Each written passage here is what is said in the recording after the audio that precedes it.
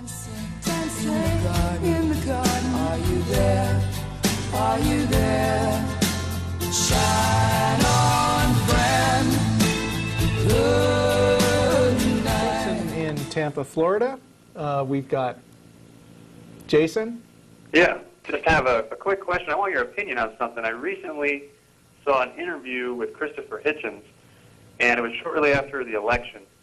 And he made a statement that I thought was really interesting about President Obama, and I had the same sort of hypothesis during the campaign and after he was elected. And what Hitchens said is that he believes that Obama might possibly be a closet atheist.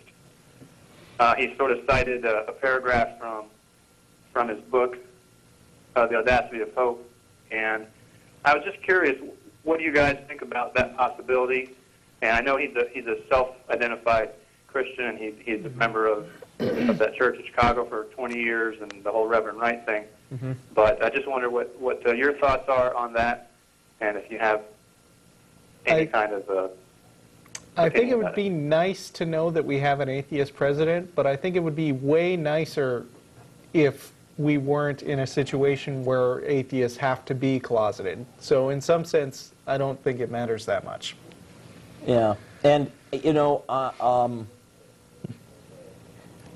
there are all different degrees of belief in this stuff, right? I mean, people, even people who clearly are believers, pick and choose which bits to interpret how, and so I think it's entirely possible that he is, in fact, what he says he is.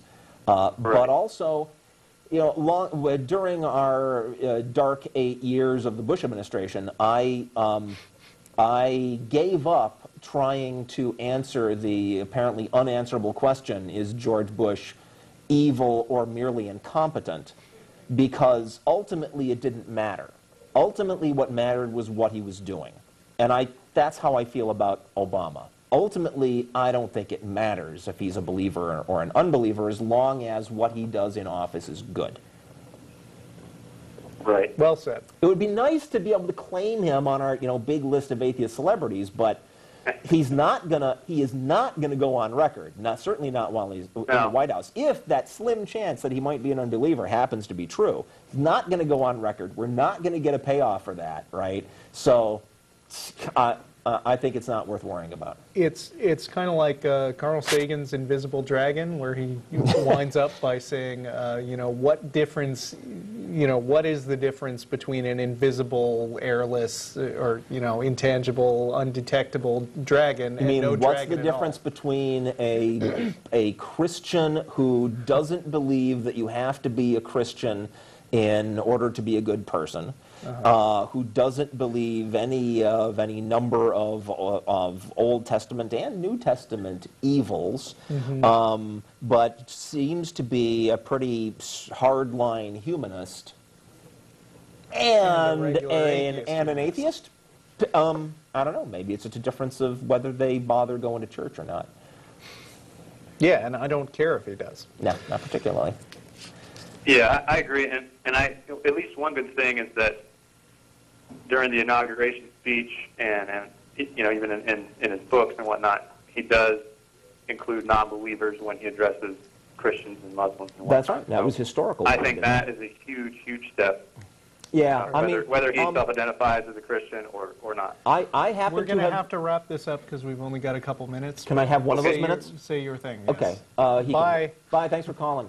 I happen to have been a supporter of Obama during the election, and after the election there were a number of celebrations around the country, and my wife got on the internet and found a local celebration and got us tickets to it, and we went, and it was a celebration by the Austin Hawaiian Society, people of Hawaiian descent living in Austin, Texas, and the whole party was about them claiming Obama as one of their own because he grew up in Hawaii, and they they like searched the internet for all the pictures they could find of him in Hawaii, and the moment when he did the hang loose gesture in a video, and you know, all this stuff, and that's great. I mean, everybody wants the famous people that are well liked they want to be able to claim them as their own, and so I think it's perfectly natural. Cute. I to heard hope that for people in, like, what was it, Obama, Kenya?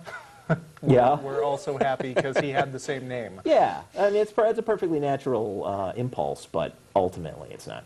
It's meaningless. Let's just, yeah. Dancing in the garden. Are you there? Are you there?